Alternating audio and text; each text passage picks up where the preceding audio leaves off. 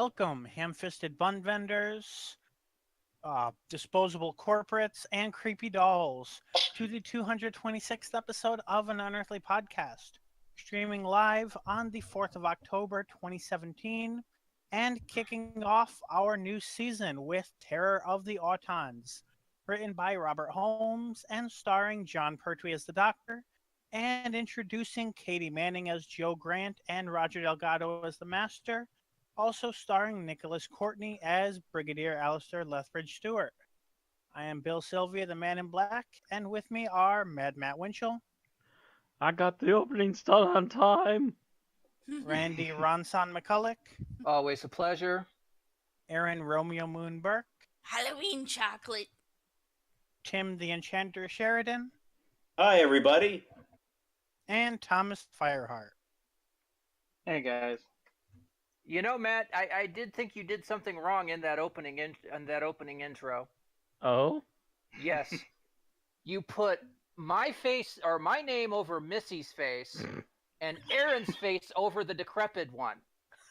Shouldn't that be the other way around? I literally list names in alphabetical order by first name, and the only reason you're before Thomas is because we had the wrong name initially, and that was on my bad. I was writing names in a hurry. I'm just stating. If you're going to place names with faces, again, not intentionally. It's just a matter of timing. I think it's fitting, Matt. I think it's very fitting. Okay, my gender dysphoria aside.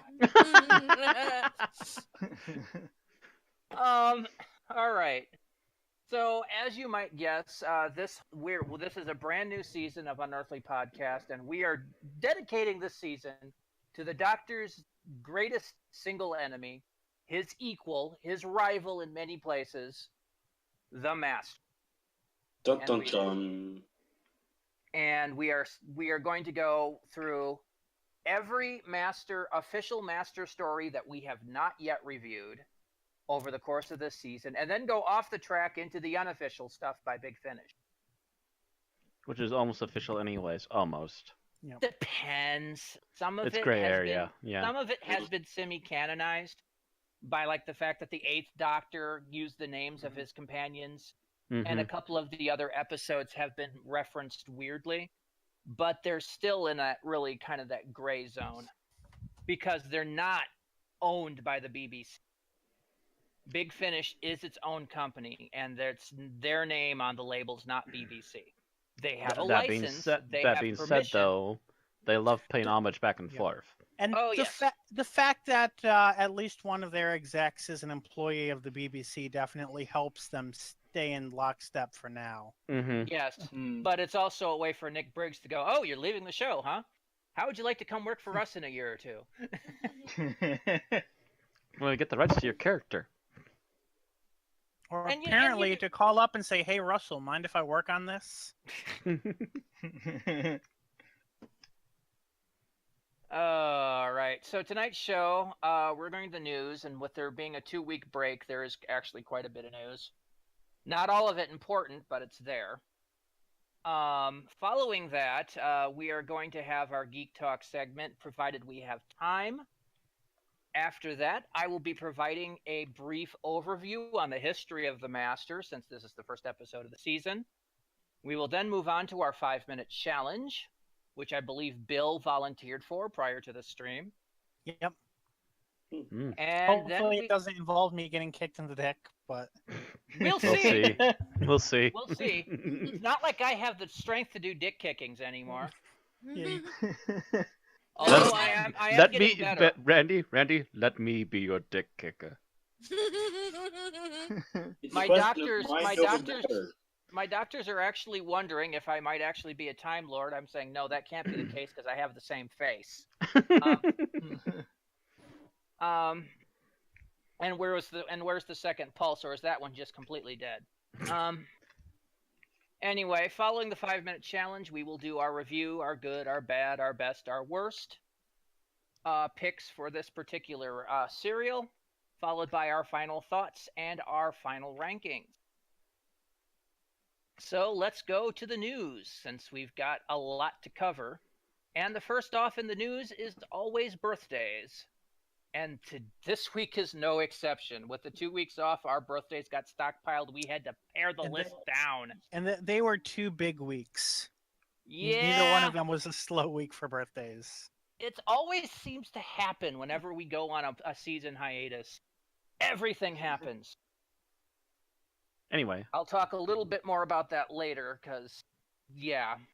Anyway, the first birthday were on September 22nd.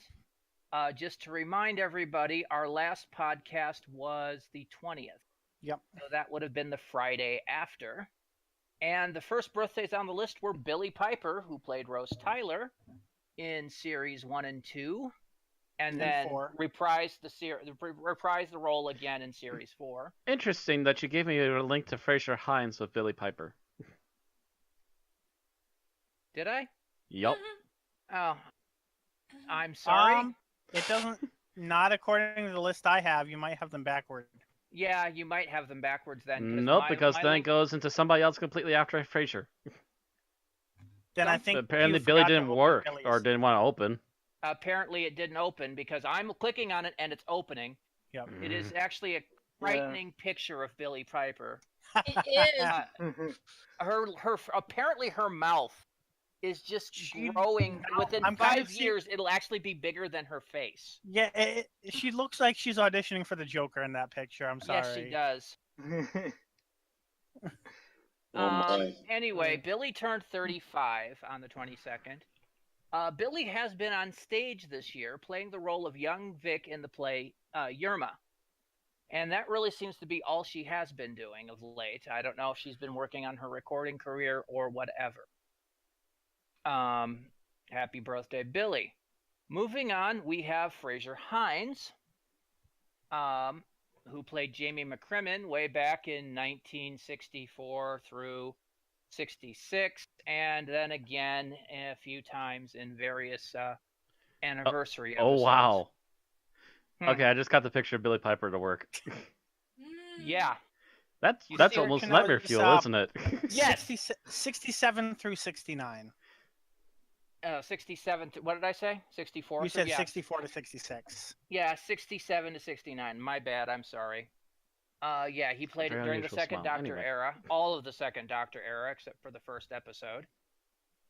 And then, like I said, again, in like a few anniversary specials, 5 Doctors, 2 Doctors, etc. Fraser has been pretty quiet, only doing work for Big Finish these days. He is, after all, 73.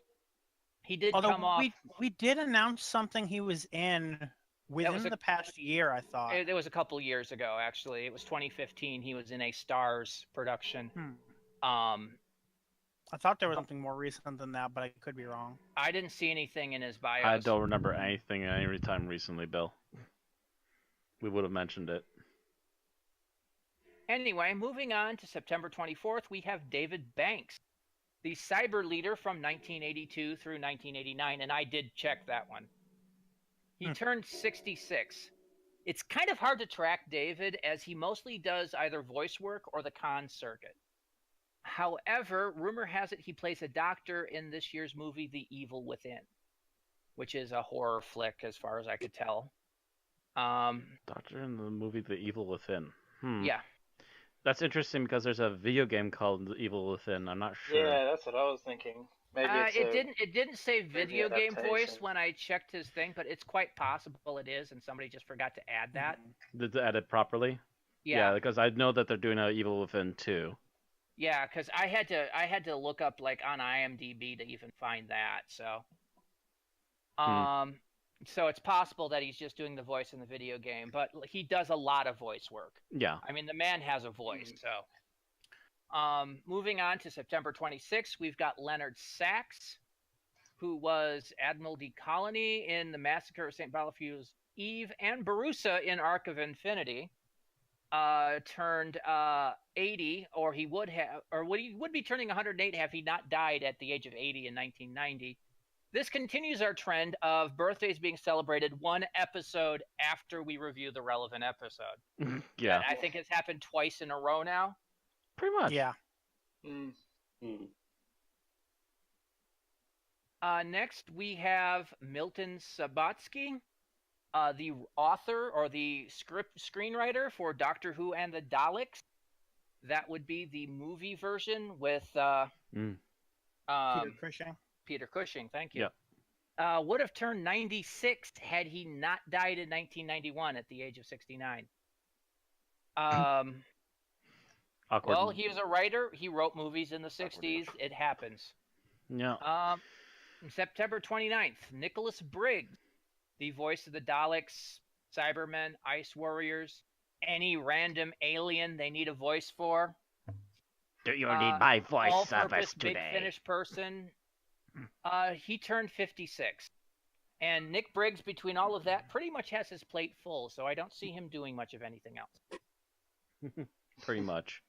So only invading the galaxy on a weekly basis. Come on. Yeah. Oh, he does do the Big Finish podcast on a weekly basis. That too, yeah. Yeah. So he's a pretty busy guy. It must be a Friday, another invasion. Moving on to October 1st, excuse me, we have Philip Hinchcliffe, producer in the early Fourth Doctor era, the era that's known as the Hinchcliffe era, turned 73, and I was actually surprised he was still alive, as most of his contemporaries are in fact dead. But I keep seeing him around, yeah. Oh yeah, I mean, I saw the picture we got was from him from more or less recently, because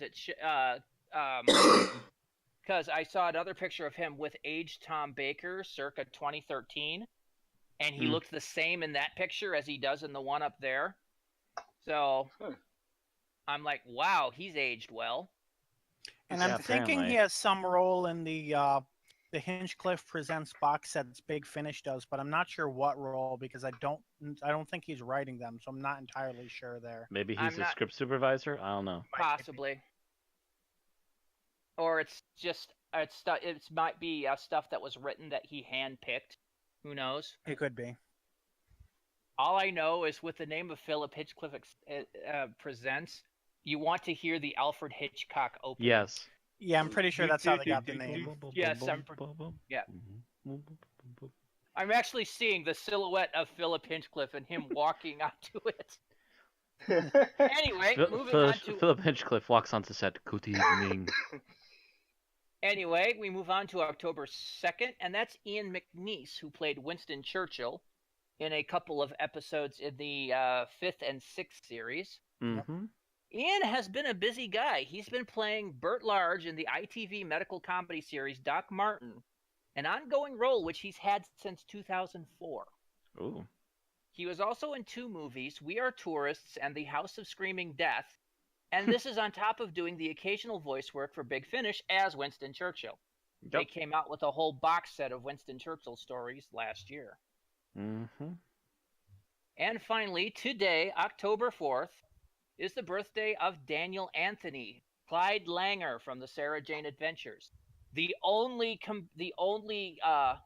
sidekick character that was in every single season and pretty much every single episode, I think, except for the pilot. Except for the pilot. Mm-hmm.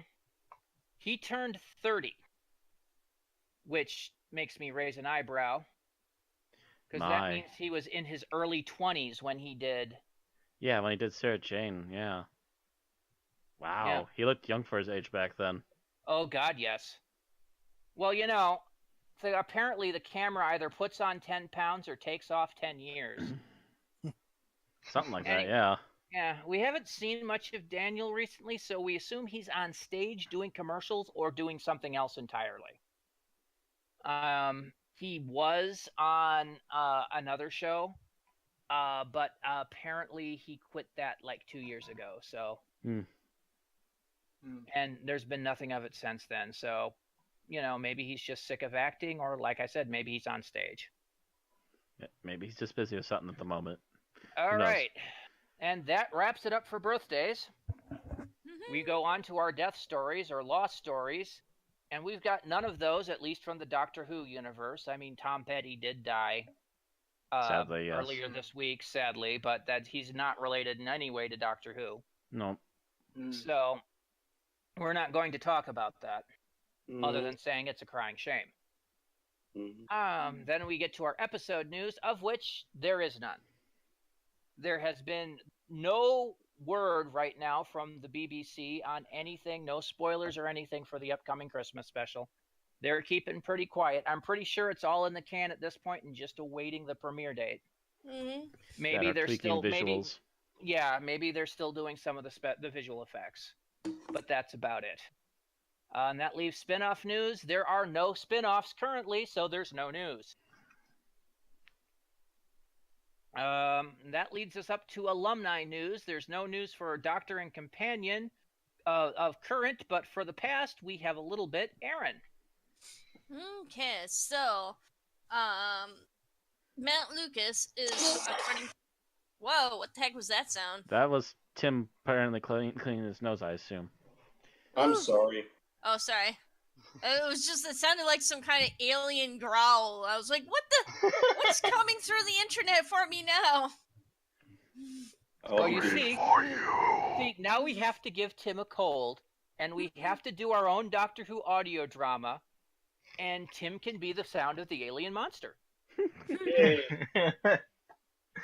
But I was going to be the sound of the alien monster. You can be the voice of the alien monster, but we need the attack sound. Oh, goodness. Alright. So Matt Lucas is hoping that his appearances throughout Series 10 for Doctor Who as Nardole will convince the doubters, the people who didn't think he was going to be that great of a companion, will convince them overall that it was decent. His stint was a decent time on there, and that the character was enjoyable and, thought-provoking too. So he goes on to say, when we first saw Nardole in The Husbands of Riversong, it was a very broad character, and I did a very broad performance. It was a Christmas special, and they're always a bit lighter, and I just thought it was a cameo. I didn't think any more of it, of course. And then he says when people found out that he was coming back, they were like, he's going to do that throughout the series? So, if I had this is very similar to what people were saying about Catherine Tate. Yeah. When she premiered, because remember, she started on a Christmas special, and she was more or less disliked because they both come from comedy show backgrounds. Yeah. Matt Lucas comes from Little Britain. Catherine Tate does her Catherine Tate show, and they're all, comedy sketch shows, essentially. So people hear their names and immediately associate them with those kind of shows. Or a particular character type that they're popular for, yeah. Yeah. And their first appearances are like they said, rather broad, or they're thought to be single purposes, so they tend to get pigeonholed into that role. But then they both came back in a later season, and my opinion is Donna Noble was one of the best companions we've had in New Who. Yeah. One of the best, yes. And I think Nardole has pretty much proven the same thing. Yeah. Oh yeah. And yeah, like if there was anything wrong with the character, it wasn't so much his performance, it was just what they gave him to work with. Yeah. Vixie mentions that he loves Tate's show but didn't like her in Doctor Who, yelled too much. I'm complete opposite. I've seen clips of her show and I couldn't stand to sit for that show very long. But I love her in Doctor Who, especially during the later half of her season. I liked her. I didn't like her, like I said, in The Runaway Bride, because she was way too yelly, way too confrontive in that. But I loved her in Series 4 just for the fact that she was occasionally able to just, do the vocal equivalent of smacking the Doctor upside the head. And he needed it rather often. Once in a blue moon, yeah. She also would frequently prove the fact that she wasn't useless in really subtle ways. Like being the one to suggest in the episode with the Santarans to check the filing. Being a temp and that knew that that's where, a lot of things could be proven. She would have actually wound up being a great person to work with UNIT or something like that in an undercover role. VC also just added later she did get a lot better.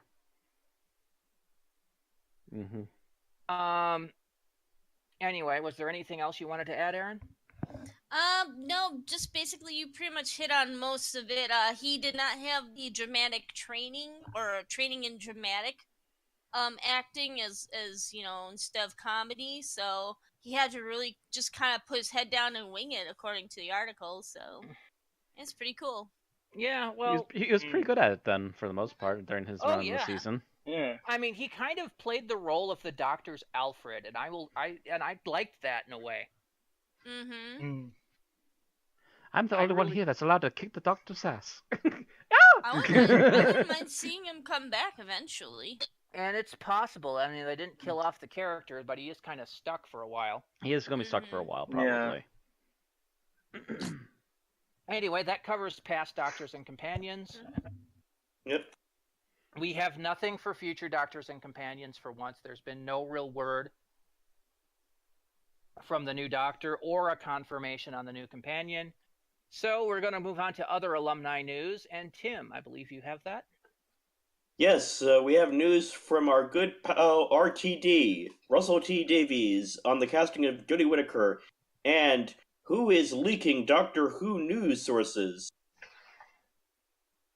He was promoting the newly released book, Now We Are 600, which is a book of Time Lord poetry that's been written by James Goss and illustrated by Davies himself. I wasn't aware he was an artist. Yeah, we've mentioned this a few times now because it's been coming up more or less.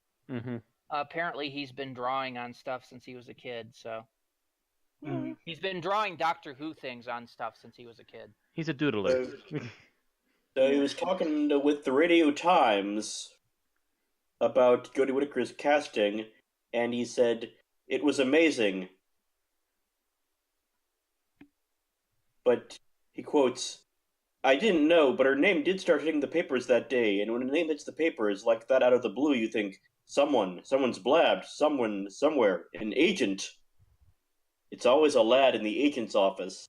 That's where every leak comes from, not the agents themselves, but someone doing the photocopying. So I kind of thought someone kind of let something slip there by mistake." He reiterated, though, that the casting was, quote, brilliant. Okay. So, this So is in other words, he had an of- educated guess. In other words, this is Russell T. Davis going, I'm talking and I can't shut up. Basically. Buy my book, buy my book. Oh, by the way, I think this, but I'm going to make it sound like it's fact. Buy my book. Attention seeking, I'm doing Doctor Who stuff still. All right. It's amazing that I see that he says brilliant, because I just heard from a British friend of mine who said, I took a friend of mine to England once, and he said the English know only two words, brilliant and extraordinary. Apparently they also know fantastic, but... And here it's like just... But I think you have to be from the north to say fantastic, right? Possibly. Yeah, it might be one of those things they teach you in the north. And then you get too far north and you can't understand them anymore. Well, we'll have to. We'll find out because of apparently Jodie's from the north, so we'll see how fantastic. We'll find out. It depends on if she's going to be doing that accent or if she's going to be pulling like a Tennant and that too. Choosing a Londony accent. Well, if David Tennant's from Scotland, that's really north. Yeah, but it's not so Really north that you can't understand them anymore. He's from the Scottish Lowlands. And it's when you get up into the Highlands where the brogue gets really thick that you can't understand anything they're saying anymore. So, where is Capaldi from? Oh, That's a good God. question. I would assume. Or where is lower Sylvester section. McCoy from? Honestly, I'm not sure.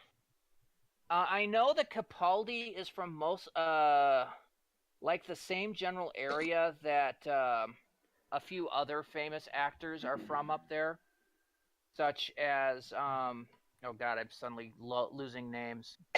Oh, I'm sorry. I didn't mean to send you off on a tangent. Yeah, we best move on before this becomes a tangent. Sylv was born in Dunoon, Scotland, although I don't know if that's where he was raised. Damn it, Tim, you sent Bill off. Too late! Too late! Pull out. My Pull out. plan, it worked flawlessly. All right, so That is where he attended school. all right, so that's all we have for Doctor and Companion news. There's no award news, no merchandise news, no contest, but there is some event news. Bill. Yeah, and you could almost consider this a companion because it's so essential to the era that we'll be reviewing in Doctor Who now.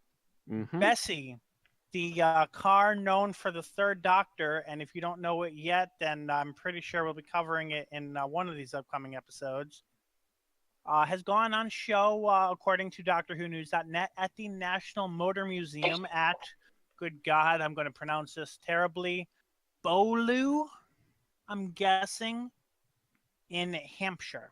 That's Beaulieu, yeah. Ah. I think there's an Beaulieu, I in there, and yeah. I think it's a high. It's a spokable I, so it's Okay. Beaulieu. It's going to be in the on-screen cars exhibit alongside Mr. Bean's Mini, Del Boy's Reliant Van, James Bond's Jaguar, Harry Potter's Ford Anglia, and Elvis Presley's Cadillac. Yeah. Only thing missing is Max's Enforcer and the Batmobile. DeLorean would be nice. Maybe DeLorean, I was about to say, too. Yeah, the thing is, though, I'm pretty sure those are in car museums here in the U.S. I think they are. Although the Max car is a different story. That's probably caught somewhere in Australia. In fact, I know the Batmobile is in a museum somewhere around here because they drag it out occasionally for. I believe they have it in the same museum shit. as Kit from Knight Rider. Yeah. Actually, it's not a museum. It is literally this guy that built all these cars. That's right. Yeah, he has the collection, and he still lets people through, though. Yes. Yeah, but I'm not saying it's an official museum. You're not going to see it called like the whatever car museum, but yeah. Yeah. It's his personal collection. He built them for the studios, and he took them back. So I know he has the Batmobile, and I know he had the car from Kit. So, yeah, from Knight Rider. Bessie appeared once each in 4th, 5th, and 7th Doctor episodes, and also in the special that we do not name. She is a 1954 Ford Popular 103E. That's okay. Yep. All right, our next bit is Hold on. Okay. Do you realize why this particular article came up right now?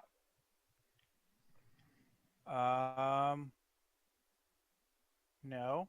Because prior to this, Bessie had been part of the Doctor Who experience in Cardiff.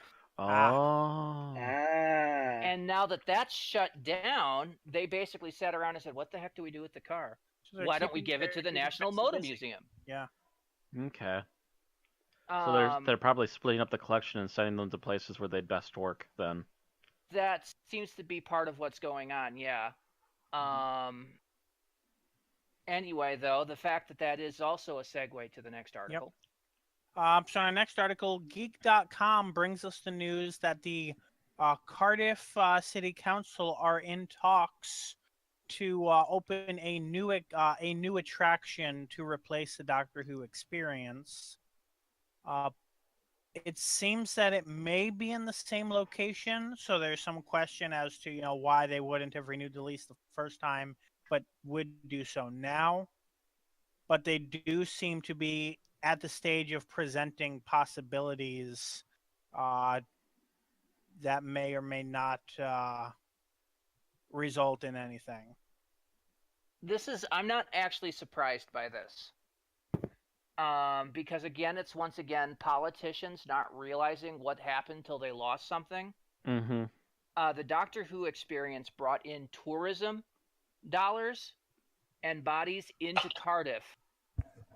So I'm pretty sure Probably when on this the regular. closed, they suddenly got strong letters of protest by restaurant owners, hotel people. Because all of a sudden the big draw into that area just shut down.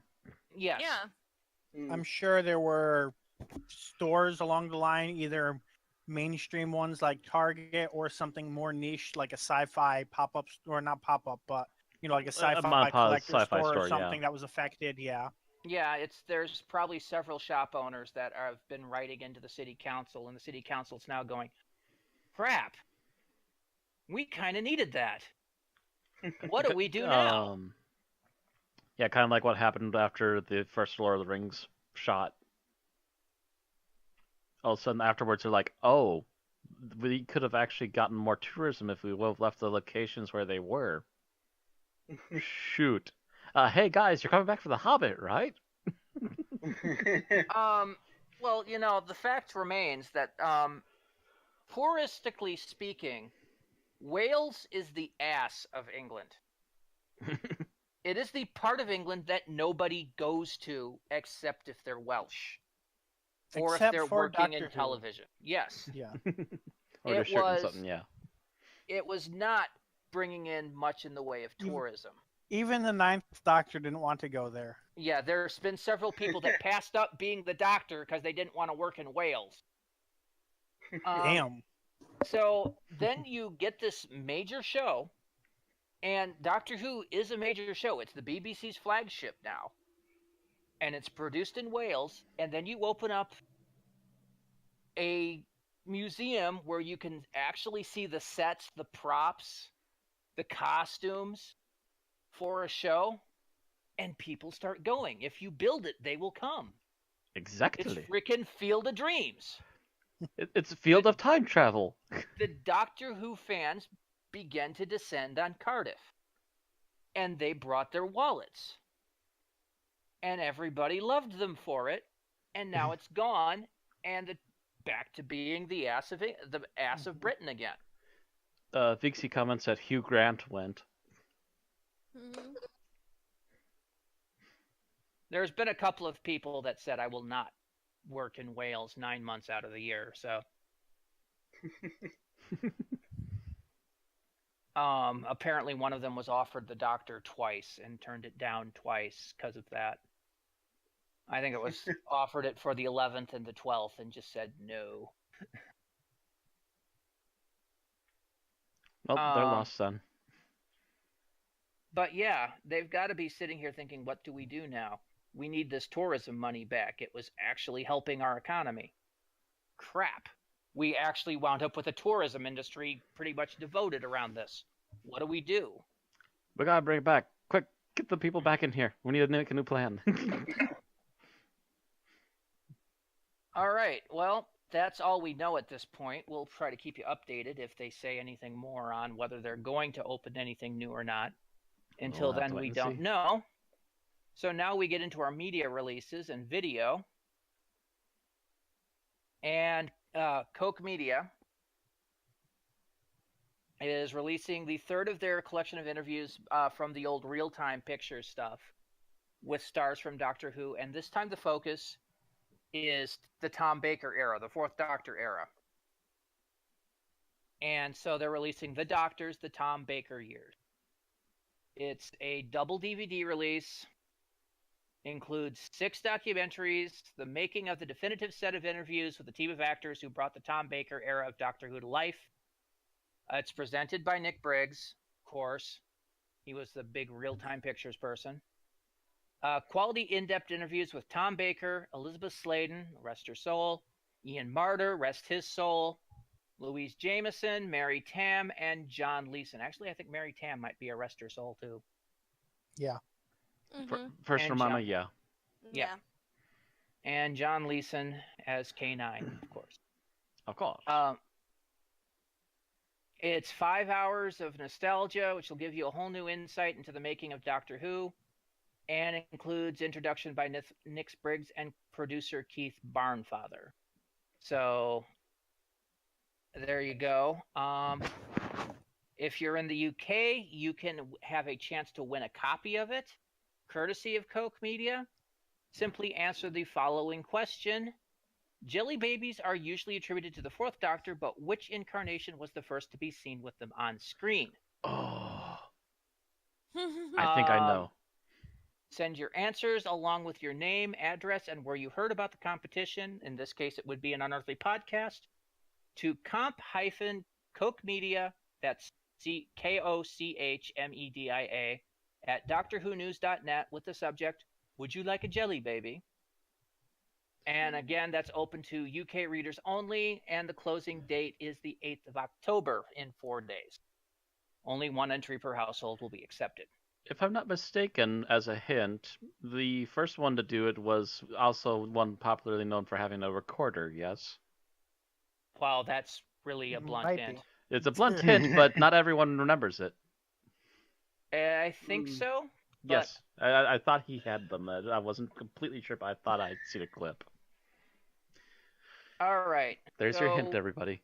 Good luck. And suddenly everything's Yeah. disqualified. Disqualified. I didn't say who it was. All right. So moving from video to books, Aaron. Yes, because we don't have enough Lethbridge Stewart books coming out. They're not coming out fast enough. Print them more. They're just I'm they're sorry. basically tissue paper at this point. They're just like I'm sorry. There's you got to go. be a paper mill that's just Yes. feeding directly into candy jar books at this point. Mhm. They're like the Tic Tacs of Doctor Who story novels. People No, must be it's just all plowing through e-going. these books. Would they be ebooks? I don't know. Most of them are ebooks. Yeah. But there's some. They do make physical copies too. They so- do delve in physical copies, yes. Interesting. All right, so Candy Jar has announced titles for its 5th series of Lethbridge Stewart novels. Dear God, it just keeps going. It's the 5th Right. series. Didn't this series start like a couple of years ago? I think it might have Yeah. been closer to 3, but yeah. About 3 years ago, yeah. Because I remember sitting on my bed here discussing about this new, range of books that was coming out for Lethbridge Stewart. It's like, oh, Mhm. interesting. They just keep coming, and they're still coming, and they're still coming. There's a lot of starving authors out there. So I- apparently there's an audience for it. Apparently. Yeah. I'll let so you still be going. we've got the first book is The New Unusual by Adrian Sherlock, who also wrote The Playing Dead, which is a short story in 2016. Wrote that. Okay, so our heroes are being drawn to Australia after investigating strange goings on at Dream Inns, mysterious new age gatherings in which people explore their deepest desires through eggs of alien origin. All right, and this also features the return of Lethbridge Stewart's nephew, Owain. Again, a character they've made up for these book series. Mm-hmm. Hey, they've got a spin-off for a they've already got spin-offs for these characters that they've got for Pretty the much. series. Why That's do how we they're think keeping the I'm series saying alive. that these things are getting filled by just a paper mill, just devoting its entire effort to this thing? All right, A Very Private Haunting by Sharon Bidwell, who is no stranger to writing novels with quite a CV behind her. Ah, yes, okay. Including the Lethbridge Stewart short story The Wishing Bazaar in 2016. Wait, do all these people just write short stories and then go on to write actual novels? It's a way to get your foot in the door, yeah. Yeah, I pretty mean, it much. makes sense, but holy crap. Okay. Everyone has to Alright. start with something light. Yeah. All right, this one sees Arthur Penrose finally take ownership of a Scottish manor house that's been in his family for generations. There are many secrets in the house, but what connects them to the mysterious shadow creatures that Lethbridge Stewart and his men are investigating? Sounds like knock. Knock, knock. Right? Okay. Anyway, and then they are going... Wait. The series is only 3 books long. No wonder why there's so many of these. So far. The series is wrapped off with The Man Up From Yesterday by popular novelist Nick Walters, who also did another novel for Lethbridge Stewart's series, Mutually Assured Domination, which I remember us talking about that one too. Me too. Lethbridge Stewart learns the truth behind his father's disappearance at the end of World War II when aliens arrive on Earth from a mysterious region of space known only as the Realm. This book features the return of Lethbridge Stewart's brother from another reality, James Gore, and his father, Air Commander Gordon Lethbridge Stewart. Wow. Okay. Wow, that sounds like they're really jumping the shark there. Yeah. They got their own little continuity, and they're sticking to it. Mhm. Mm. Right. And also to be noted, since we were just talking about Cardiff, Candy Jar Books will be at Cardiff Comic Con Saturday and Sunday if people are interested. Hmm. I wonder if we can get them for Geek. Buy our hard copies. Probably Buy not, because them. they're going to Cardiff Comic Con. Yeah, they're going to Cardiff. They're not Yeah. coming to the States. They would, but we would have to pay through the nose for their airfare, Mm-hmm. which isn't happening. That's the same reason we don't get any Doctor Who related guests at GeekCon, Yep. Yeah. because we would have to pay through the nose to fly them out here from Cardiff.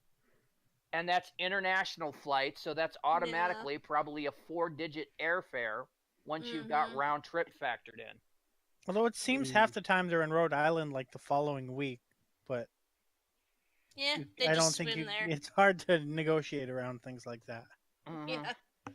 Mm. All right. So, Candy Jar has also announced 48 Crash, a Lethbridge Stewart short story, 50th anniversary weekend. All right, let me see if I can find the break. Damn it! I want to see if I can find something in the way of some kind of synopsis. Does anyone see it? No, there's no synopsis here. Nope. All right. Okay. Mm. All right, so tribute to the 50th anniversary of BBC One, Candy Jar Books has announced a Kindle-only short story, 48 Crash by Mark Carton. Kindle only? Yeah, Kindle only. Fuck you! Randy, have you been reading these? He's like No. secretly got all of them Well, stashed in the there is a Kindle app for Windows, so Yeah, No. I read it on my phone. Kindle Yeah, on my that's phone. kind of my problem. Is I tend to use, Android readers and stuff. I don't have a yeah, Kindle. I have the I mean, I've never I never use a Kindle created device, but I use the Kindle app for all my ebooks. Yeah, that's what I do. Which means you could still be able to read it on there. Alright, so this weekend sees the BBC celebrate with a 3-day vintage digital radio station, Radio 1 Vintage, with 50 one-hour themed shows compiled from Radio 1 archive material, featuring DJs from across its entire history. To coincide, the story 48 Crash will be available to buy from Amazon Kindle over the same period. Okay, so there we go with that. Mm. Let's move on before this article takes too long. Alright. Moving on. We've got, let me make sure okay. Yes, moving on. We've got the Doctor's Effect and the Doctor's Effects now available for online purchase. That is kind of confusing. Effect and effects, yeah. I know, yes. I know the difference between the two, but it's still confusing. Yeah, if you're wanting to try to say it rapidly, you're going to get it mixed up. Yep, 2 unofficial books about the visual effects work of 20th century Doctor Who, previously only available to a mainly UK fan base and via various offline avenues, have now been made available to purchase worldwide online. So the Hey, first these books are getting pirated all over the internet. Let's actually release an official copy.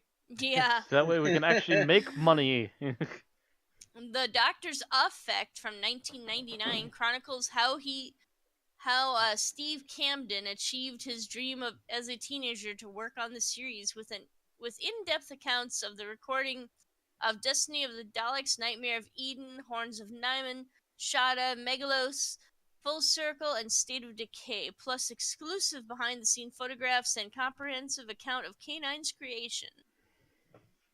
So the second one is Doctor's Effects. Features interviews with many of the visual effects and design legends who worked on Doctor Who throughout the classic era, covering over 100 productions, including stories such as The Daleks, The Tomb of the Cybermen, The Sea Devils, Genesis of the Daleks, Terror of the Zygons, The Awakening, and The Trial of a Time Lord. I would probably be interested in the second book. Wouldn't be so much interested in the first book. as I'm looking at the list of those episodes, and most of them were from the worst era of Tom Baker. I mean, Horns of Nyman is considered like one of the worst episodes, as is I Meglos. own the Horns of Nyman. I'm sorry, honey. I'm owning it. I didn't know any better. We weren't living together, and I was just looking for Doctor Who to buy. It's Doctor Who, at least. Screw I you, bought I it got for- Doctor Who. Oh no! I bought it from Borders Bookstore, goddammit. Oh no! I'm not really blaming you for having it. I would eventually want it in my collection too. It just would have been a lot lower on my priority list. It's better than if you were just like, okay, let me get some Doctor Who. Twin Dilemma, that sounds interesting. I Yeah. Gunfighters, oh, that sounds exciting. I What's was this just about a looking web for planet? anything with Tom Baker. I was on a Tom Baker fix. He's my doctor. Yes, but you want Tom Baker and Sarah Jane, or you want the Fourth Doctor and Sarah Jane, or the Fourth Doctor and Leela. Once you get into the later Romana 2, it's like it's got a little weird. Yeah. A little. Yeah, it was all they had. TNT. Anything. Yeah, anything after JNT took over, anything after the Leisure Hive can just pretty much be going, okay. Basically, if he's wearing an ugly maroon jacket, Yeah. put it on the back of the list. Well, it just was kind of sitting on the shelf and no one was buying it, so I just took it home with There me. was a reason for it. Oh, she No one was adopted taking a it home, so stray. Aaron just took it. All right, so you've got one more book. Let's Oh talk god, about that. no, make it stop. So many books. Why? Time Shadow's Anniversary Edition is an expanded edition of the unofficial, unauthorized Doctor Who short story anthology for charity from Pseudoscope Publishing. All sales proceeds will be donated to Limb Forge, a nonprofit that provides tools and training for clinicians to quickly provide to patients with high quality and cost effective 3D printed prosthetics. Cool. The anthology, which has raised over $950 for Limforge to date, features all televised doctors across 25 stories, including a 5-part framing story with the 12th Doctor and Clara. New adventures include 12 illustrations from some of Doctor Who fandom's best artists, as well as revealing author interviews. Yeah, they can do some amazing things with 3D printed prosthetics now. I actually saw somebody had a 3D printed prosthetic that was a model based on a cyber arm in a video game. Cool. I'm like, seriously? Wow. No, Awesome. Did you need me to read the synopsis? No, I think we I should just think move we're on. good. That's Alright. enough. It's an art book and other things. It should be interesting if you really want it. Okay, so we move on to games, and Tim. Yes, video games. There's a new video game coming out. It's called Doctor Who Infinity, and it's going to be released on PC and mobile platforms worldwide in the spring of 2018. It's produced by Tiny Rebel Games Limited, the team behind the popular game Doctor Who Legacy, and it's under official license from BBC Worldwide. And it's being funded as a joint effort between the Welsh government's media investment budget and British game publisher developer Double 11 Limited. And it will feature a broad team of talents from the UK with well-known Doctor Who actors, writers, and artists. And Cardiff-based award-winning audio designer and composer Stafford Baller will be providing audio direction for this game. Okay, I believe this is a spiritual successor to Legacy from what I've heard about it. They're trying to basically make Legacy 2 or Legacy Plus. Yeah, it says they're going to have which they might as well since I burned out on Legacy a long time. adventures. Yeah, Sorry. that was my problem about Legacy, is I played it a lot and then burned out on it. It was fun for a while, and then it's just like, oh god, this is just taking forever. Forget it. But mind you, that's my problem with 90% of app games I play. Yeah. I play them incessantly for like a month, and then I just lose interest. I have maybe like 2 app games that I've kept around. if that. Yeah, because the point of them is to get you so bored with progressing normally that you pay money to progress faster. And I get to that point and I just uninstall it. Mm. Of course, that's how MMOs work too. It's called a paywall. Yeah. Oh, all right. So time for Big Finish. Yes. So Yep, Big yep. Finish has quite a bit out, but it's all short trips. They didn't have any regular releases, but there is some unique short trips here. We recently covered that there would be 2 Time War short trips coming out, and they both came out during since our last podcast. First was A Heart on Both Sides with Nyssa. After her medical work on Terminus, Nyssa is now the controller of a hospital ship, the Traken.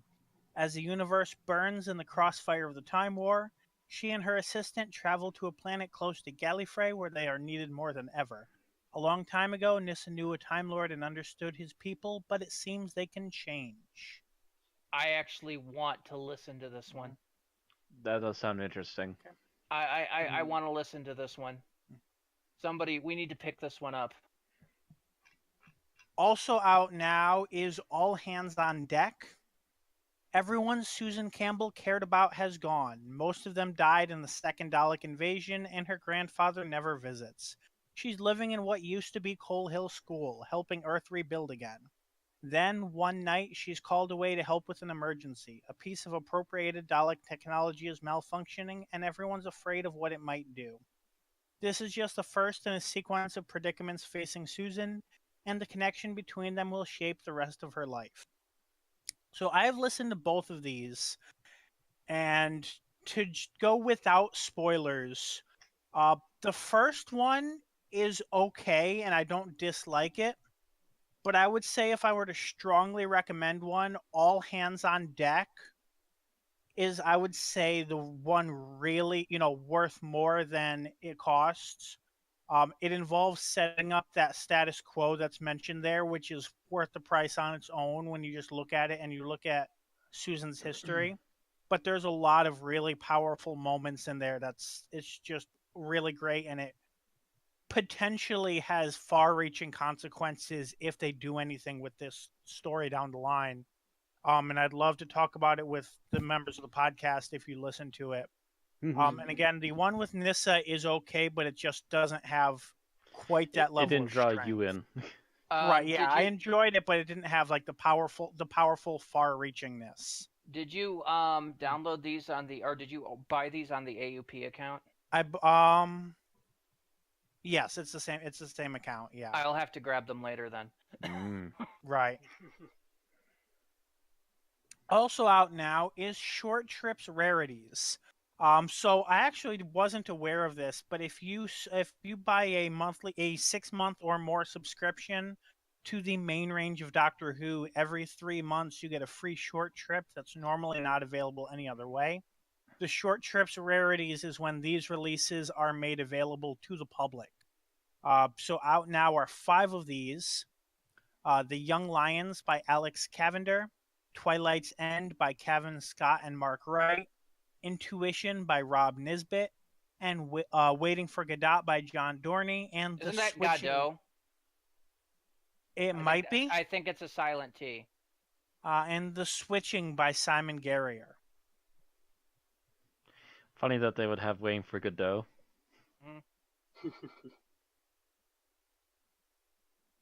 There are not blurbs listed, but if we go to each one, there probably are. But there's a lot of them, and yeah, there are blurbs, but I'm not going to go through all of them because that's a lot. Yeah. All right, in the news section, there's actually quite a bit of interesting things here. Not quite as big as what we announced last podcast with David Bradley, but still big things. First up is the Diary of River Song Series 3. Which they're up to Series 3 already? Yep. Series 2 was a while ago. Each series is a single box set, so if they do a box set every 6 months or so. So this will be coming out in 2018. And they remind us that she has encountered the 8th, 7th, and 6th Doctors in this range so far. In this new one, big surprise, will be the 5th Doctor. And there will also be Madame Kavorian from Doctor Who Series 3, played by Frances Barber, which I believe is the original actress. The titles of the stories are The Lady in the Lake by Nev Fountain. I hope she lobs a scimitar at somebody. A That Requiem river for the song, let it kill her early. A Requiem for the Doctor by Jack Rayner. My Dinner with Andrew by John Dorney. And The Furies by Matt Fitton. So The if you're a Furies? fan of The that baseball range, Furies? there's more coming. If that's in, Yeah, you I can. was You can. thinking You too of can. Hades Enforcers. You too can order the Alan Kingston Ego Trip Series 3. Okay. Uh, Also upcoming, we have covers for the 10th Doctor Volume 2. Oh. I believe I forget if we had already known the titles, but ooh. this is some more elaboration on some of what we speculated on when we saw the big picture. So there's Infamy of the Zaros, which features these warthog-looking aliens along with Rose and Jackie and some robots. There's the Sword of the Chevalier. The Sword of the Chevalier by Guy Adams.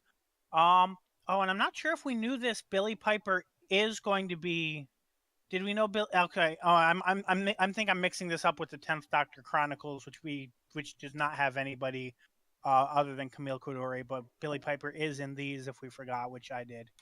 Mm-hmm. Sword of the Chevalier featuring Billy Piper, and that looks to be a pseudo-historical.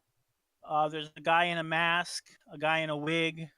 Actually, Billy Piper's in all of these. Yeah. Just like Catherine Tate was in the first series. Yeah. That's kind of what they do with these adventures. Is it's the Doctor and the companion of this particular series. So if they Camille make a Coduri third, is not in all of them. She's in Infamy of the Zaros. Yeah. Yeah. And I pray to God the Zaros are some distant relative of the Jadoon. And the third one is Cold Vengeance, because all Ice Warrior stories have to be a pun of some sort. And of course, that's featuring Nicholas Briggs, presumably as an Ice Warrior. Nothing special about the cover there. There's an Ice Warrior. And there's Bill turning into a robot. Yeah, Bill's doing his Cyberman impression right now. There seems to be some sort of issue with my connection, which is weird because it shows me as full green, but it's been happening all night. Did you need me to repeat anything, or are we good? As for the titles always being puns, Bill, chill on it. That's cold. Okay, I think that's it. Frigid, in fact. Conversation on ice. So I mentioned Camille Coduri. She actually will be appearing in some short trip stories with the 10th Doctor. It seems that these New Who and Time War, which are kind of in the same category, short trips, are coming out in twos. Mm-hmm. So first there is the Siege of Big Ben, which and I'm sorry, I think I said these are with the 10th Doctor. These are not with the 10th Doctor. They are with a 10th Doctor, by which I mean they are set. Yes, this is the human 10th Doctor from the Journey's Metacrisis End. Doctor. Right. The other universe The Doctor. Metacrisis Interesting. Doctor. Yeah, that's Right. the correct. Yeah, that's the fan term for him. Yep, and that's how Big Finish refers to him as well. So in the Siege of Big Ben, we find how Jackie is settling into a life that's nearly but not quite her own. And when danger comes calling, can she rely on this new doctor as she would have done the old? And then the second story, which apparently Jackie dyes her hair for whatever reason, Flight into Hull, takes place sometime after when Jackie and the Doctor seek to resolve some unfinished business between them, but a luxury Zeppelin ride isn't going to be as smooth as it should be. These are written both by Joseph Lidster. Okay. And it looks like... never mind. Nope. Sorry, some of the wording made me think something, but never mind. So that's it on that one. And the final piece is the new Countermeasures Series 2. I'm still not sure the difference between the new Countermeasures and Countermeasures because only Countermeasures is on Spotify. But I have been enjoying I did enjoy listening to the Countermeasures ones that are on Spotify, and I may buy some at some point. But the big draw in this series, if you look at the cover, they are facing off against the Yeti, which brings them one step closer to early Unit. In fact, they are now basically a fart away from Unit at this point. Pretty much. Because this brings them in par with the first appearance of the Brigadier. Mm-hmm. Yeah. And the second appearance of the Brigadier is the first appearance of Unit. Right. And it was literally like 2 serials apart. And they're using the it appears that they're using the modern appearances of the actors. I don't think those photos are what they looked like in 1983. I'm sure they aren't, but yeah, this is what they do look like now. This may be a more modern version of the team during the Unit countermeasure. What became the Countermeasures team first appeared in 1988 on screen, but it was supposed to be taking place in 1963. Yeah. Right. I meant to say what the actors looked like in '88. Yeah. Yeah, but they were. So this has been at least a good 5 to 10 years later. Right. Mm-hmm. So the story titles are The Splintered Man by Roland Moore, The Ship of the Sleepwalkers by Christopher Hatherall, My Enemy's Enemy by Robert Kahn and Thomas Selinsky, and the one with the Yeti appears to be Time of the Intelligence by Andy Frankham Allen, because X of the Y is very important when you're dealing with returning monsters. Of course. Don't you know anything about Doctor Who titles? And that is it for our Doctor Who news. Yes, we have one piece of other sci-fi fantasy news. Longtime listeners to us would remember back about 2-3 years ago when we had to fill buffer. I would bring up a couple of websites and check to see if DC had done something stupid this week, and if Wolverine was still dead, and the answer was always yes, Wolverine is still dead. Well, this is no longer the case. As of last Wednesday, what would have been our broadcast day should it happen, Wolverine has once again become alive in the Marvel Comics universe. He's alive. He's alive. As opposed with flavor. As issue Marvel Legacy #1 has seen the return of the original Wolverine. And he is now going to be alongside Old Man Logan, who has been in the comics now since the whole big universe-shattering event they did a couple years back, and X-23, who's been using Wolverine's name and a variation of his costume to fight with the X-Men since pretty much around the same time. So, yes, this is the real Wolverine. Actual Logan is back. So as of this moment, I am deleting the Is Wolverine Still Dead link from my AUP links folder. Right now, yes, it is. Delete. It is gone. Delete. Delete. All right. Well, we had a few things to talk about in Geek Talk, but we're going to have to make it quick. Yep.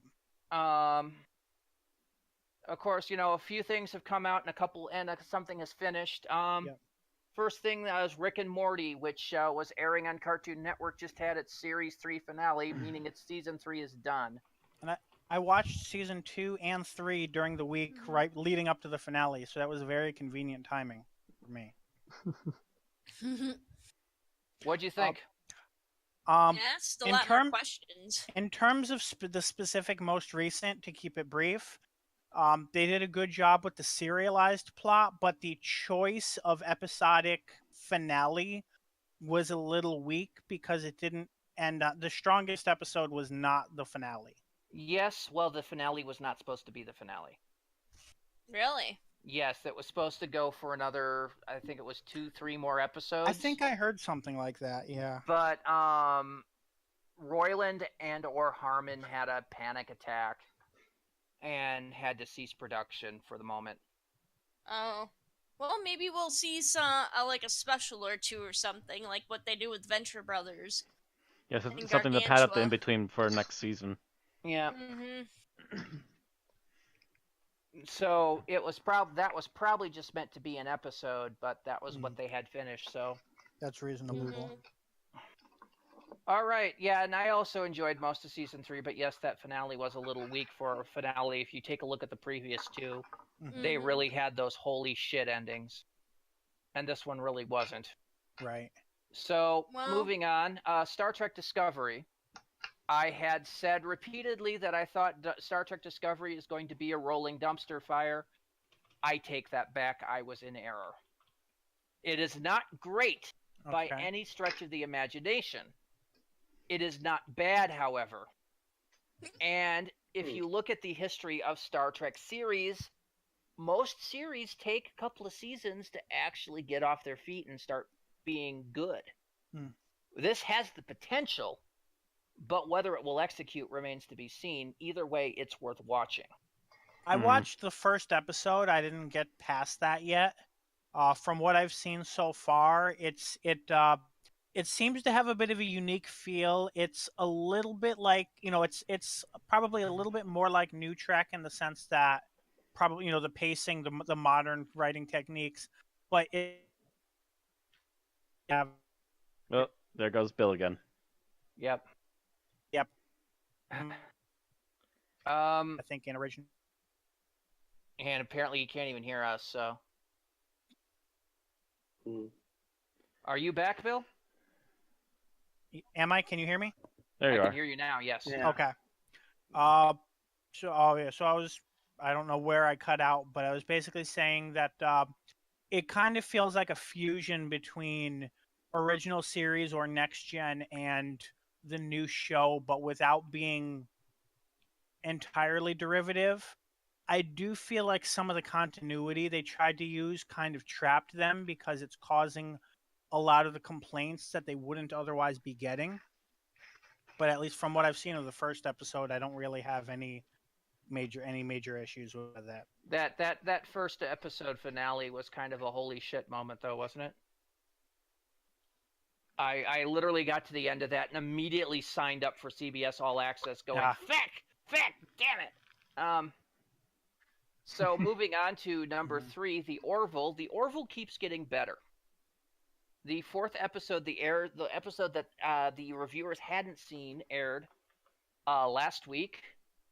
And this was the best episode yet. It really reminded me of a couple of the classic original series episodes updated for a modern time. It still occasionally has the one-off Seth MacFarlane joke, particularly with the amorphous blob character Norm, who I think they should really just write off the show. Or Ed, or whatever the heck his name is. He's voiced by Norm Macdonald. Either way, that character is not really meshing with the rest of the show. But as for the rest of it, it seems to be fusing very well. And I'm enjoying what I'm seeing.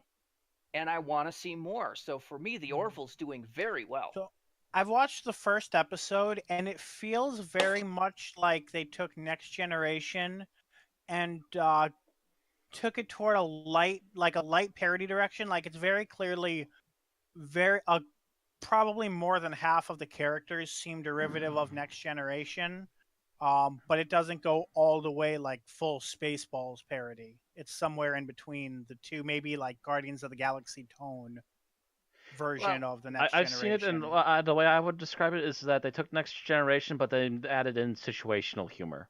They've added in situational humor, and the characters are growing in their own directions, Bill. Mm-hmm. And yeah, that was just my impression of the first episode. Well, if you think about Next Generation, most of the characters on Next Generation were XPs of either original series or Star Trek the Motion Picture characters. True. But I think this has more in common with Next Generation than with anything else. Riker and Troy were literally XPs of Will Decker and Ilea from Star Trek the Motion Picture. I mean, literally, Roddenberry just... Which makes sense. They probably took some of the scripts for the season that never happened and adapted them to Next Gen. They did. Mm-hmm. That's well known that they did. Yeah. But, so the fact that some of these characters are XPs are fine, but they are growing in their own direction, much like the Next Generation crew has. So I'm finding that to be more interesting than anything else. Okay. I'm just liking the Orville. My problem with the first episode was that the first act of it was relatively Seth MacFarlane comedy laden, Mm-hmm. while the episodes 2 and 3 had a very good blend. And Okay. as you watch the episodes, that first act being for humor gets smaller and smaller and smaller. Okay, so it becomes less of a parody as the characters become more established. It becomes a light comedy thing. I mean, you still have the captain occasionally making grumbles about the divorce. Right. And that's fine because he's doing it in sync. Mm-hmm. But you get less of a disjointed feeling between that first act and the second act. So yes, it's really becoming good, and I'm just hoping it gets better and better. The next episode's tomorrow night, and I'm going to be sitting there watching that in Gotham. So I'll be trying to catch up on both Orville and Discovery by next Wednesday, but we'll see. We'll see, and we'll hopefully not have so much news next time, so we can go into a little more depth. Come to think of it, I think a few other shows are coming back over this next week too, because all the fuck CW homework. stuff. All the CW stuff launched this week. Fuck the 50 pages a week I have to read every night. I mean, 50 pages a night I have to read. Yep. That's college for you. Yep. All right, so that's really it for our Geek Talk. We wanted to bring those up in brief. And then move on, of course, to our main event, which is to talk about this. But before we even do that, I want to take a brief moment here to talk about the history of the character, the Master. Just for those of you that aren't intimately familiar with the character. The Master is a contemporary of the Doctor. They grew up at more or less the same time. They were friends as children as they played in the fields outside the capital of Gallifrey. All of this changed as at the age of 8 they were taken to the academy, and the Master was brought in front of the Untempered Schism, saw eternity, and went insane. This, of course, was a plot by the Time Lord President Rassilon, who sent a sound back, which reverberated in the Master's skull for his entire life. This changed them, and the two had a falling out. During their time at the academy, they were more like rivals than friends, and the situation got worse and worse as the Master's views became more skewed from what they wanted. Eventually, the Master, however, was still highly intelligent and frequently scored better than the Doctor in many things. The Doctor attributes this to being a late bloomer, but really he's just covering his ass. What happened, we can't be sure, but we suspect he did some nasty stuff on Gallifrey and had to leave before he was caught and sentenced. I don't know exactly the time frame for this, but we could assume that the Time Lords were busy dealing with Morbius at the time and not paying much attention. Therefore, he was able to steal a relatively advanced TARDIS, a Type 2 or Mark II or Type 60, and escape. It may also be related to the, and this is Big Finish, not BBC canon, the idea that the Doctor may or may not have made a deal with Death to make the Master Death's avatar instead of the Doctor, Death's champion instead of the Doctor, causing the Doctor to become the champion of time instead. No, that's the novels. Step away, Bill. Step away. I wasn't even looking at Step the novels. down, Bill. Step Master. down. What? You're out of the continuity. Well, if that was the case, then they were paying attention to the Virgin novel series now owned by the BBC. Because the whole thing about the Doctor being Time's champion was a product of the Virgin novel.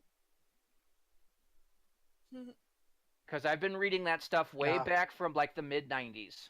I think some of them were written by Cartmel's people, so that makes sense. Yes, they were. Yes, they were. Anyway, the Master then traveled into the cosmos, fighting heinous acts of criminality across the universe.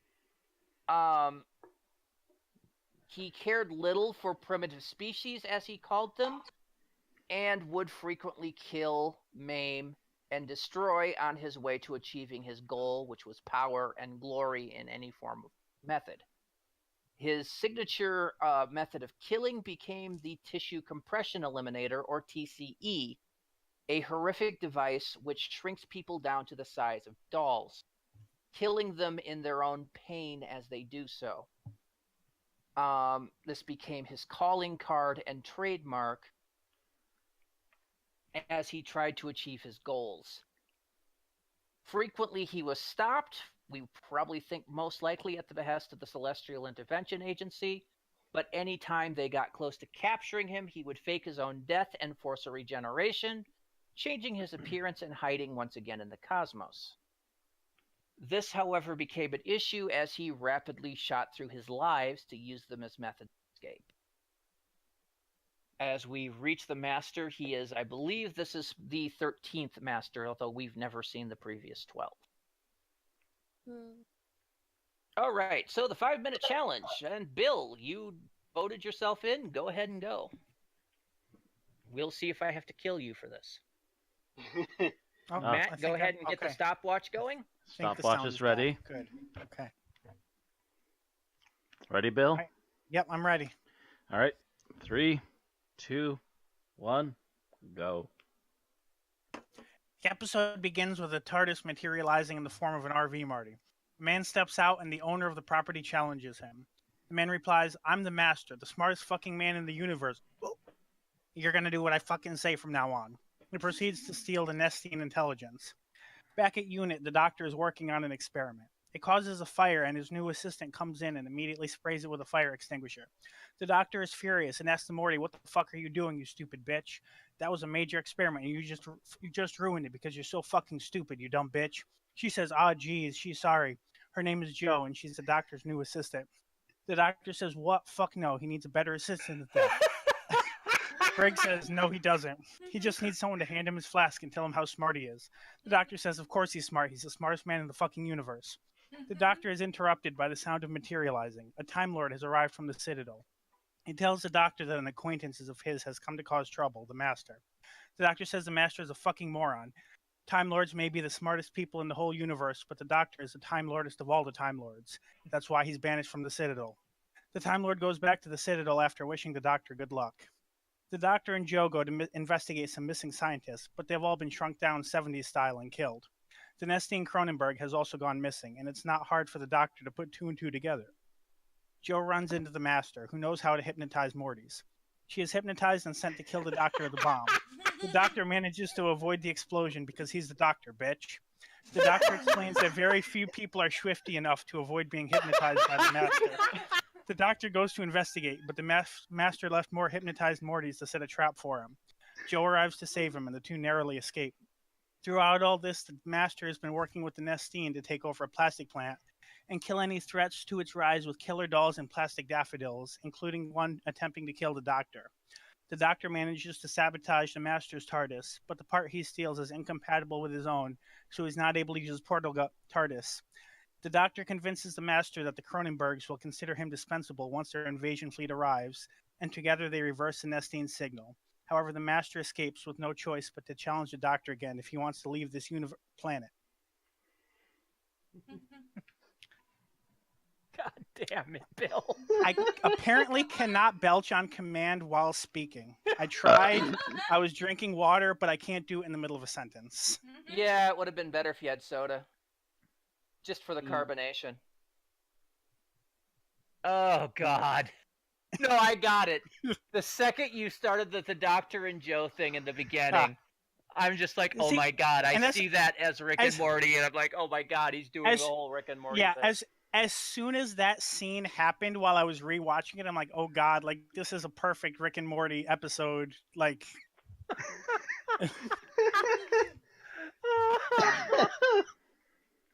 Matt, did you remember to stop the stopwatch? I had a quick peek when I thought he was done, and it was 2 minutes and 22 seconds. Okay. Oh, really?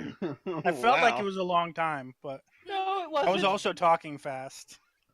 The only reason I'm bad is I'm suffering from oxygen deprivation. I can't breathe. Vixie says bravo. He seemed puzzled at first, but started to get it. Oh, dear God. It probably would have Okay. gotten better if I was able to belch in between a sentence, but I tried. And if you're able to corsify your voice.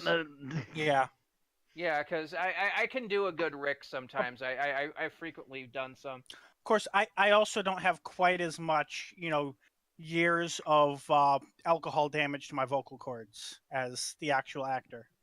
I can do Rick, and I have no alcohol damage to my vocal cords. Same here. So All I know is apparently he drinks his ass off while recording, so that's part of the magic. Part of the magic is I'm always drunk. All right. So, let's talk about what you liked about the episode. And Thomas, you are first on the list.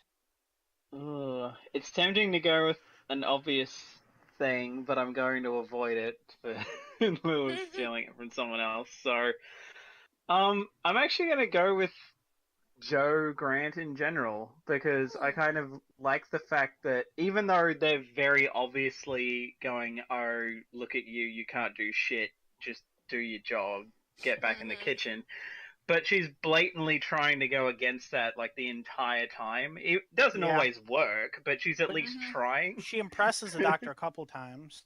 Dang it, Thomas, you stole mine.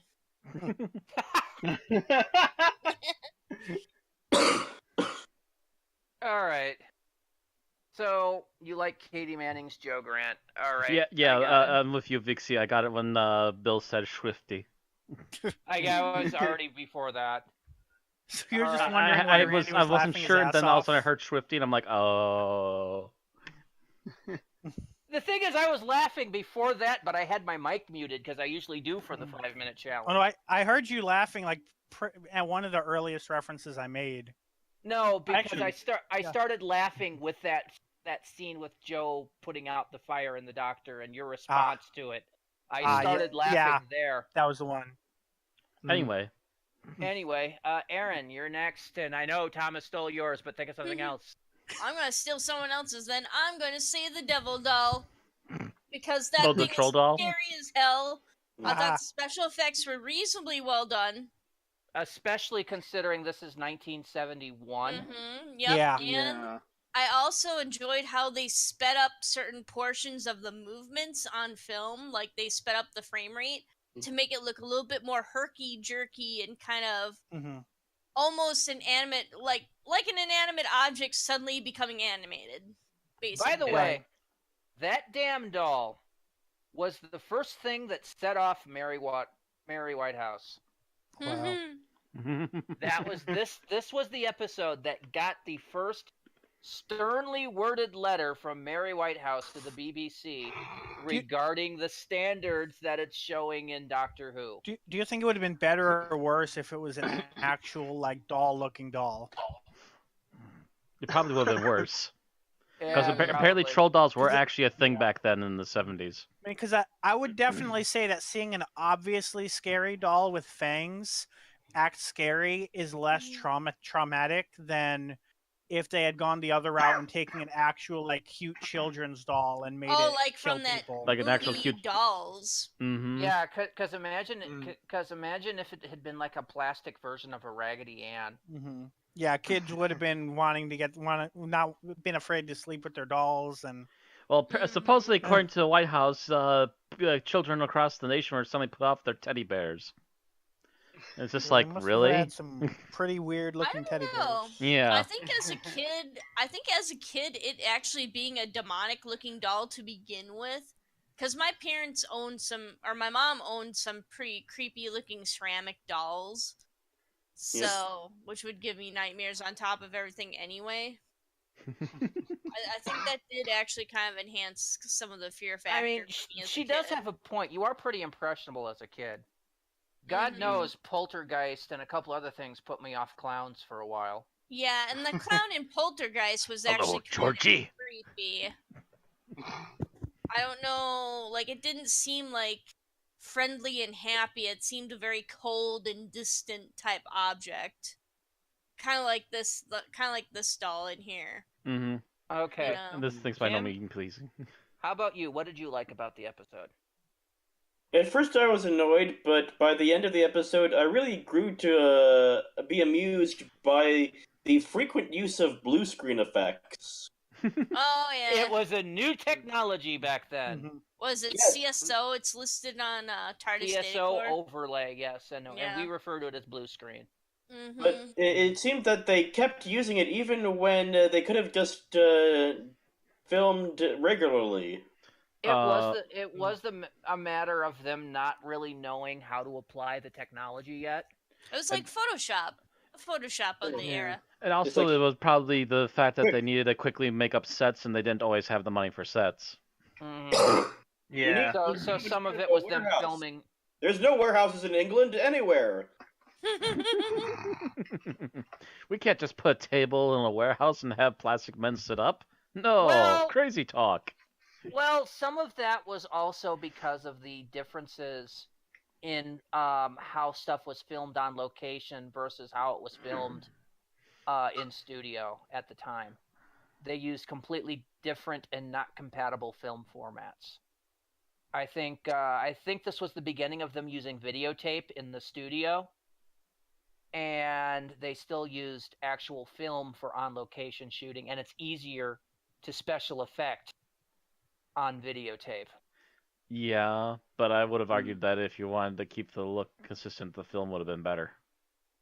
Yes, but at the same time, they didn't have the budget. I suppose. And the use of videotape in the studios was mandated by the BBC. Probably helped it with erasing most of the flubs. Mm-hmm. It was probably cheaper film, too.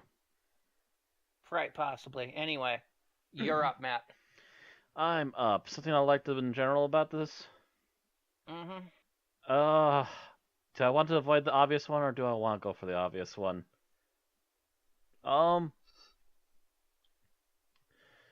Actually, here's one. Speaking of the title, the Autons. The reuse of the Autons is actually really well done in this story.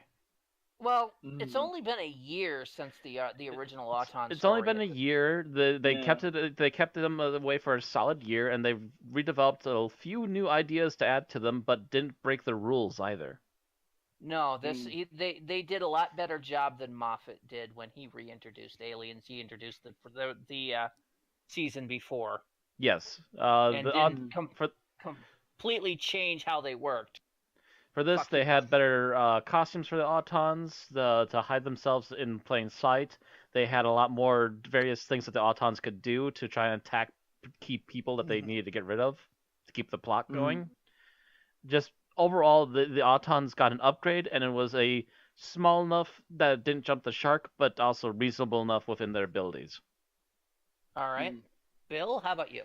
So I like the fact that they managed to introduce 3 major permanent characters into the show, which is a pretty radical change without really disrupting the formula or coming off as forced in any way. 3? 3, Joe yeah. Grant, Mike Yates, and the Master. Yep, Mike Yates. Mike Yates hadn't been in there before. Nope, this was his This was his introduction. first Yeah, episode. this was his first story. Yeah. They do treat him as though the Doctor and the Brigadier have known him the whole time. Yeah, I swore he Yeah. showed up during the Liz Shaw era, but He's They- been retconned, I think, through Big Finish as, or at least by some people's interpretations of Big Finish timelines, as appearing during the Liz Shaw era, but on screen he never did. Yeah, it's mentioned in like episode 1 or 2 of this that he apparently dealt with the cleanup of Spearhead from space. Yeah, so that's how he right. was kind of retconned into it. yeah, no, Yeah. I just swear I saw him during Inferno. No. Also, be aware that unfortunately, because of illness, in this case depression, Nicholas Courtney was not able to appear for the first part of shooting, and they had to have a body double do the quarry scenes and stuff. Oh, I didn't know that. Yeah.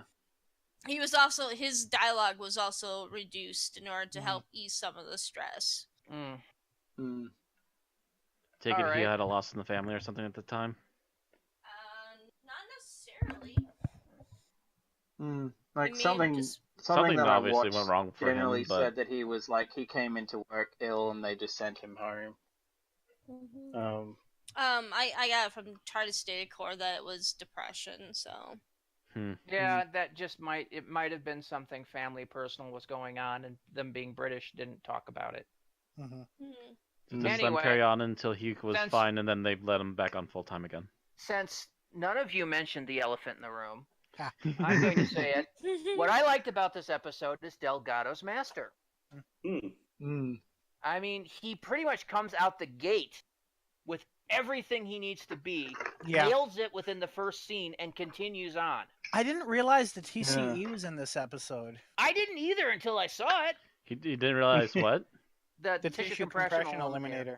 They don't call it by name, but you see the shrunk scientist. Yeah. Right. Yeah, he used it. Yeah, I didn't realize he used it in the first episode. I didn't think it came into play until the second or third, but nope, it's there. And he's there threatening the Doctor with it in the last episode, so you know. Yep. They had the character pinned already. Yes, they did. And Delgado know exactly what he was doing. That's something that needs to come back. I mean, we haven't seen the TCE. Yeah, he hasn't used that in a while. Era. Yeah. In a way, it would have been good to use that in or like a variation of it in something that we're going to be covering later. Okay. That sounds so like... that was good. Now on to what we didn't like about the episode, and Thomas, you're up. God. I mean, if you need to nitpick.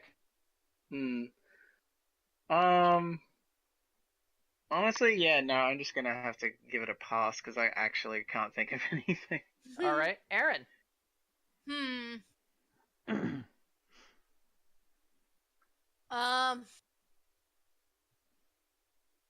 I guess I'm going to have to say that the serial overall seems kind of like it bounces all over the place.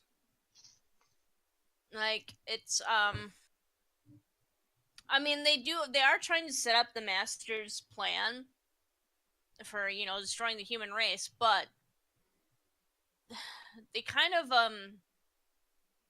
go to like the radio station, they go here and they go there, and they don't really expressly describe what's going on until like Joe comes in and starts talking to the Doctor about what's happening here and what's happening there, and you know, hey, you know, he's taken, you know, he's, you know, done something to these scientists, or something's happened to these scientists and stuff like that. And then I don't know, it just kind of does feel a little bit choppy and not that smooth. Doesn't seem to run too smoothly, but maybe that's just them trying to hide the Master's plan. Okay, all right. I think we get what you mean. Tim? I thought the way the doll went about killing the father was kind of stop and go. The way it presented, like, it sure was lucky that that guy opened the window and cooled the car off. And then it sure was lucky for the Master that the guy decided to, like, take the doll with him into his house and tell his wife, hey, look at this ugly thing. And instead of just throwing it out. Yeah, you'd think he would have thrown it. You think he would have thrown it in the rubbish bin on the way into the house. Yeah. Okay, Matt, how about you? Actually, this is one that's always kind of bothered me a bit and still makes me lean my head sideways. The Doctor is approached by a Gallifreyan, like, out of the clear blue sky, and he's literally floating in the sky and stuff. Just, like, who is this guy? Why does he show up? Why are the Time Lords interfering now? I don't even know anymore. He just kind of really broke my cohesion with the rest of the story at that point. Well, I can figure out why he's showing up is the fact that he wants to warn them about the Master. True, the Master being a renegade Time Lord. What really annoys me is the fact that they use TARDIS materialization, dematerialization sounds. Yeah. And it's just a guy, and he's standing there in the air. They used it for him materializing, but then when he left, it was a popping sound. Yeah. Like they couldn't decide which sound fit. Yeah, I really think he should have just popped, and it should have just been like, no, I'm just a projection, or something like that. You know? Yeah. Showed up in full frickin' Time Lord gear, circa, you know, the War Games. Yeah. which was then retconned into being children's pajamas for some reason. That was a good one, RTD. Anyway, Bill, how about you? What do you not like? So what I didn't like was that I never really understood what the Master expected to get out of working with a completely alien consciousness that had a goal and a mind completely unlike his, and no respect for his methods. And then in the end, he's kind of just realizes that and is like, "Oh yeah, I'm not going to get anything out of this." And thank you for the same stealing problem mine. he had later on with the Daleks too, and he just never really got over that. Well, later on, if he's you mean later in the Third Doctor era? Yeah, because he's supposed to be doing this to achieve a goal. Usually, it's to get power for himself somehow, and some episodes show that clearly. And this is before his entire goal was killing the Doctor. Yeah. I mean, Anthony Ainley's Doctor doing that with the side benefit of killing the Doctor. Yeah, we see that. Right. I mean, you know, that was basically his hard-on was ways to kill the Doctor. That was basically what he did. But Delgado believed in, you know, trying to get power and fame and glory or whatever evil motive he had.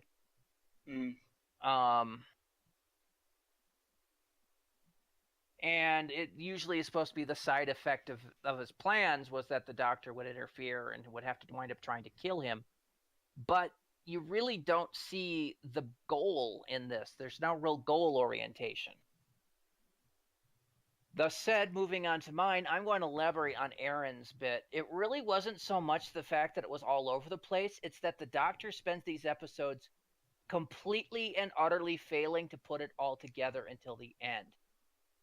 The what's going on doesn't build off of each other well. He should be there trying to put together the pieces kind of like a detective, because this is basically supposed to be Sherlock Holmes and Moriarty. Yeah. He's too or busy James getting Bond captured. and Goldfinger. Yeah. He just doesn't seem to follow through on the putting the clues together. He doesn't get even part of it together halfway through. It all suddenly comes together at the end, even though those clues have been sitting there since the first episode, and he really should have been thinking about that. That bothered me. It's funny you say that, because immediately when you say that, what calls to mind is the scene where he's more or less mocking the Brigadier. He's like, "Well, isn't all of this stuff obvious?" Yeah. And that might have been an attempt at a Sherlock Holmes and what's the police chief's name? Oh, I can never remember. Oh, but a scene with him. But I'm sorry. I could tell you the one from Poirot, but not Holmes. I don't know why. Yeah. Gotcha. I can remember Inspector Japp, but I can't remember the one with Holmes. Sorry. Okay. So on to favorite scene. Thomas, you're first. The funny thing is I had this picked out since I watched the episode it's from, and it's the moment where they go, the Doctor and Lethbridge Stewart go to check the plastics factory, and the Doctor opens the safe only for there to be an Auton in it, and then has to immediately duck, shut, and lock the thing again. And it's just like, in hindsight, it was so funny because he's so smug about, yeah, look at me, I just unlocked this safe without like any equipment and shit. Then immediately opens it and almost dies because it has to shut it again. It's almost kind of like a live action moment. All right, Aaron. Favorite scene? My favorite scene is when the doll gets up to attack Joe Grant, just because it's all coming together, and also it's a pretty kind of creepy moment. And even still, I don't understand how they get it to stop moving, even though the head's decapitated. If it's solid plastic. I don't know. It certainly should didn't still stop the be Autons and Rose, did it? I know, it like, you know, should didn't just stop be the kind of wiggling. daffodils. So that's that. So. All right, Tim. I like the payoff in the scene where the Doctor is like, "Don't open that door. The bomb will go off. What do I do? What do I do? This would take all my cutting. Oh, I just catch it before it falls." Yes. All right. That was simple. And that really kind of boils down the Third Doctor era in a nutshell. Yeah. If he can do it by doing an action bit, he'll do it. Well, I mean, you can't use Venusian Aikido on a bomb. He did. Okay, Matt, how about you? Favorite scene?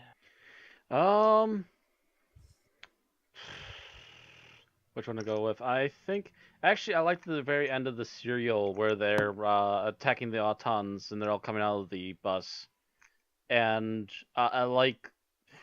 Spoiler alert! I like the fake out with the Master in particular, and with that whole thing. All right, Bill. I think I'm going to go with the very first scene with the Master, because he just comes out and he's already a fucking boss, and he's just like, "Yeah, you're my bitch." Yeah, like I said, he comes out, nails being the Master, and it's just, I'm the Master, you'll obey me, now sit down and shut up. Yeah. Fuck you, I'm in charge. Yeah, I've always liked that about Delgado's Master. He could just basically go right into being large and in charge. Mm-hmm. All right, so even though Matt hated the bit when he was talking about it in general, my favorite scene is the one with the Doctor and the Time Lord that's telling him what's coming. Mostly because of the dialogue between the two. Yeah. The dialogue was fine, Yeah. but the Time Lord himself just rubbed me completely the wrong way. Well, the fact that he's here to tell him this, the Doctor, of course, is being flippant and arrogant, and eventually he just cheeses off the Time Lord until he's just like, Fine, whatever, bye-bye. no, it's still like, oh, by the way, you don't want to open that door. Mm-hmm. Well, you're a Time Lord, do something about it. Hell no. No, he wasn't even, he was like, "You should open that door." "Oh, be careful while you're doing it." Yeah. He's just a complete. I mean, it's like every freaking bureaucrat you ever met. He's a complete douche about it, and when he's asked to take responsibility, he's just like, "Bye." Okay, so least favorite scenes, Thomas. I'm just gonna it's in a way it's kind of hard to pick off from memory, even though I watched it this morning, so that's a bit sad. But I'm gonna go with the bit where the surviving scientist that he's brainwashed tries to kill the Doctor and Joe with a bomb, but then after he runs out and it explodes, the explosion is clearly like a couple of way off in the, almost seems kind of off in the distance in a way, Yeah. compared to where he is. So it's like, okay, how did that kill him? Yeah, I had that too. Like, knocked out I could get, but not killed. Like, that was a bit weird. Yeah, I don't think they executed that well. All right, Aaron. All right, mine's going to be the scene that used to scare the heck out of me as a kid, but watching it again is kind of silly, and that's the chair smothering someone. Oh, god damn it. That was my favorite one. Death chair, the chair that eats. Well, you watch them when they're setting up that chair. It's like, God, you realize they have an air pump under the stage. Right. I know. And the guy's even like, he's like, "You're a magician." No. It's called compressed air, bitch. Right. and like when he's dying, he's like he's pulling it down on top of himself as well. Yeah. Yeah, basically.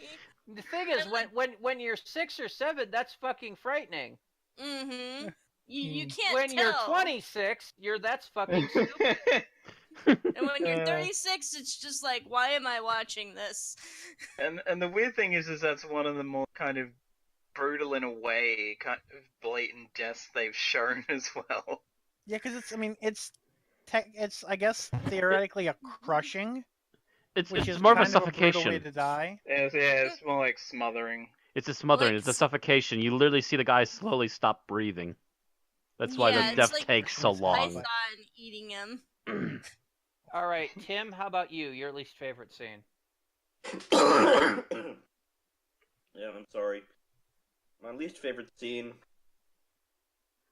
would have to be the scene that I think was mentioned, but it's still my least favorite scene at the end where the master is saying, "The invasion has begun." The doctor says, "But they'll kill you too." Oh, right. All right, kill me. Yeah.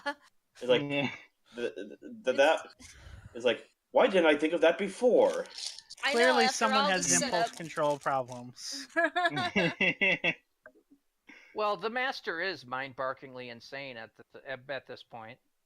He never mentions the drums, but they're there, so that might be impairing his ability to think. Matt. I'm still gonna go with that stupid chair. Okay. Chair. We've talked No, about I the mean, chair. it's black. It's shiny. It's obviously fakey. The guy has to literally pull it down on himself. I mean, I understand the British horror of it because I actually just saw a behind the scenes thing on plastic in Britain due to this episode today, and like they were replacing everything down to countertops and like entire cabinets with plastic materials because it helped replace what they would normally use for other things that were more important. Well, but- yeah, I mean, the England's still on rationing at this point. Yeah. Yeah, that's just how crazy that still is. And like everything was becoming made out of plastic because it was more affordable. But even in hindsight, that particular chair just does not work. It's like the most ridiculous thing. And here, matter of fact, here I finally got some images for the stream. I'm actually looking to see if there's an animated one here. I'm not seeing one yet, sadly. No, okay. Bill? But yeah, it's just ridiculous. So, well, it's not entirely isolated to this scene, but this scene sort of encapsulates it. When they're like, "Oh, there's a guy named Colonel Masters," and the doctor's like, "Yep, that's my undercover skilled enemy." Yeah. Because when you're hiding from someone, you first pick an ostentatious military rank that you haven't earned, and then just add your name with an S.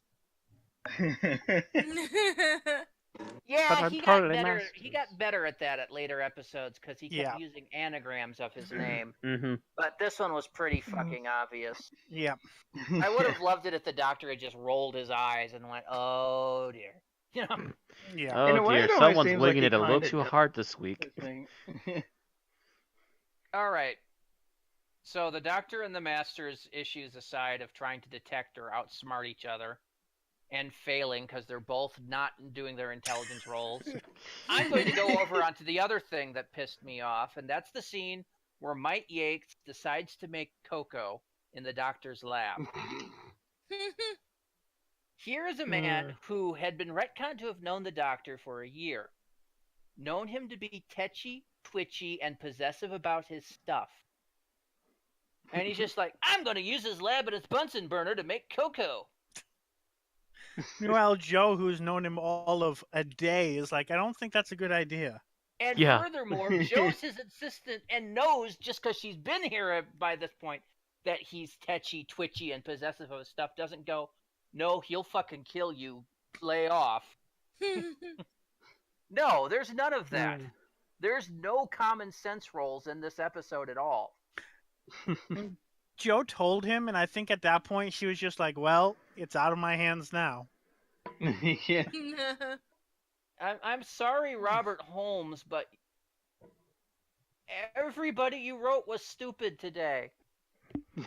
They rolled under 10 on all their He intelligence does rolls. prefer to write stupid characters for comedy, but Yeah, but there's the point where your main character should not be that pointlessly stupid.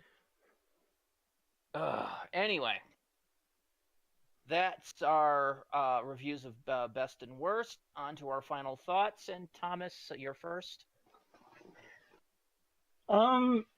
It's I'd seen several other serials by now with Jo Grant, but this is my reintroduction to her, and that was pretty nice to finally see her first adventure, and generally just to finally see the first appearance of the Master. It's not. I don't think this will ever stand up as one of my favorite serials, but it was definitely entertaining, and unlike Arc of Infinity, rather than being entertainingly bad, I thought it was at least entertainingly middle ground.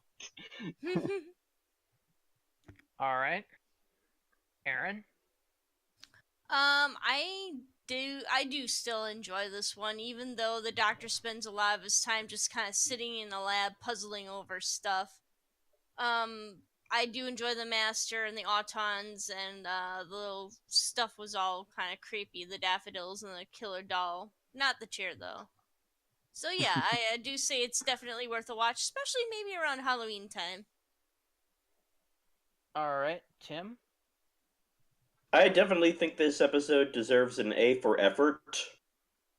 In that they didn't know what to do with the technology. They might have written themselves into corners, but they tried to do the best they could, and the three characters, the Doctor, the Master, and Joe, were all very entertaining. All right, Matt. Quick side note before I go into this. Also, the civilians rolled ones when they go up to creepy-faced Autons like that. But otherwise, I agree with Tim. A for effort, B for execution. There's a little bit of flaw here and there, but I blame mostly the age of it. Otherwise, the actors put forth really good acting chops as different pairings off. And they need to work well together because they're going to be stuck together for the next season, pretty much. Delgado walks into the set and just completely owns what he's doing. He knows exactly what he's here for. And you can tell that he and John Pertwee have worked together before because they work extremely well as opposites. Also, between the Third Doctor and Joe was some really good chemistry that they got on each other's nerves a little bit, but they also still caught on some good chemistry positively as well. Otherwise, it's an almost forgettable episode, but there are still bits of it that you will remember afterwards. All right, Bill. So, looking back, talking at it, there are some flaws in this episode, but I think it's strongly overshadowed by everything else. Mm-hmm. Roger Delgado and Katie Manning are fucking legends in this episode. And just the whole idea of, introducing all these changes, but covering it up with bringing back, the Autons and making a right, scary borderline horror. I mean, this is one of the early Doctor Who horror, at least for the color era, and it does really well if you don't look too closely at it, as we've looked very closely at it. Yeah. And altogether, it's just kind of our job, Bill. I know. I'm just saying, it's really good episode, and when you get to nitpicking it falls apart at the seams, but I think it's pretty good as a whole. All right, so this episode is showing its age a bit. The acting is still great. There's nothing you can say bad about any of the key actors. The writing, I think, maybe was a little bit hurriedly written, so the motives didn't get detailed out. Then that shows a bit. CSO overlay was a new technology, and it shows. It really shows in this. And yes, that's a sign of the era, but it is kind of noticeable. And I don't think there's anything particularly wrong with the directing. It seems to be pretty solid, but mostly the writing and the special effects kind of do detract from this episode, taking it from what would have been probably a legendary episode into merely a good episode. Mm-hmm. Okay. Scores. Hold on a moment. I actually forgot that when we originally wrote the season 9, I didn't have Thomas in there in the right field. Let me make sure his field is properly set up. Yep. And no, he'd be in J. All right. Just taking a moment. Just be a second. Okay. The new season teething issues. Okay, so Thomas, go ahead and give us your score. With as many issues in that as it has, I still think the acting definitely holds it up enough that I can justify giving it a 4. Was that 4 flat? Yeah, 4 flat. Okay, you You cut cut out off at the very end. Ah, okay. And let me make sure that's coming over. It is coming over. Good. All right. So, Aaron, how about you? I thought this was enjoyable enough for a 4.5. You give it a 4.5. Aaron's being generous tonight, folks. Mm-hmm. And actually, you need to fix that too. Just a moment, please. There we go. Okay. And Tim. Well, if Aaron's giving it a 4.5, then I have to go to 4.5. I thought you were going to give it a flat 5. Well, that would be Tim. I don't know if he's trying to be a little more of a critic now. Matt. I'm giving it a 4.0. It's almost there. All right, 4 on the floor from Matt. And Bill. On one hand, I'm torn because I gave Spearhead from Space a 5, and I actually think this one is the stronger. But on the other hand, legitimately, I want to give this a 4.5. So I'm just going to go with the 4.5 and maybe rethink Spearhead later. All right.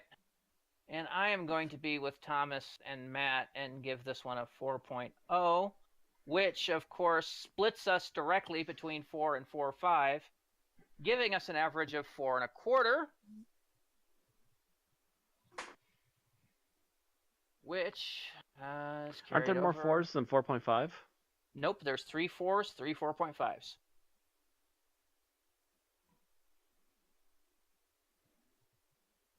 Thomas, you, 4.0. Bill, Aaron. I don't know who I was forgetting, but apparently I must have been forgetting something someone in my count. Maybe I was forgetting myself.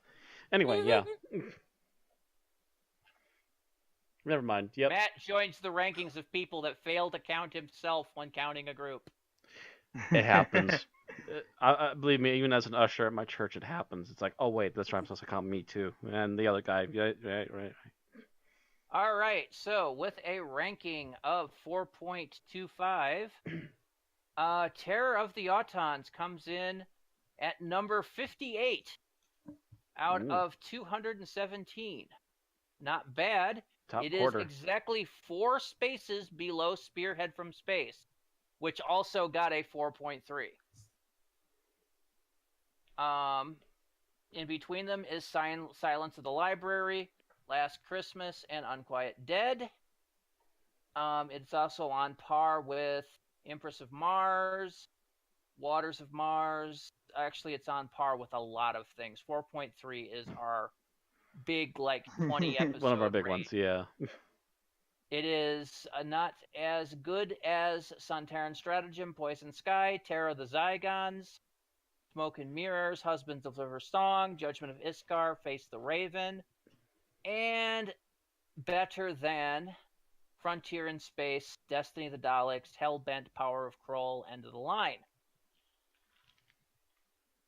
So there we go, number 58 of 217. That's all we have to say about Terror of the Autons. Bill. All right, so please go ahead and subscribe to us on twitch.tv and YouTube in order to continue getting our streams and uploads as soon as they come out. You can also like us at facebook.com/unearthlypodcast and twitter.com/unearthlypod. And if you want to support us, you can head on over to patreon.com/unearthlypodcast. All right, next week we continue on with the Unit and Master show here with The Mind of Evil, written by Don Houghton and starring John Pertwee as the Doctor, Katie Manning as Joe Grant, Nicholas Courtney as the Brigadier, and Roger Delgado as the Master. This is actually one I've not seen yet. Yeah, we just got it for GeekCon, like I think last year or the year before. I might have only seen that one in black and white. Mm-hmm. No, this year we got The Face of Evil. Yeah, so it was the year before. It was for villains. We bought the DVD, so. Okay. So anyway, yep. Now in proper chroma key. We'll see you next Thanks, week. Babel Color. He actually helped out with the colorization of that, by the way. Mhm. Yeah. But anyways, yep, that's all for tonight. Thank you all, and see you next time. Bye-bye. Good night. Good night. Good night, John Boy. Good night.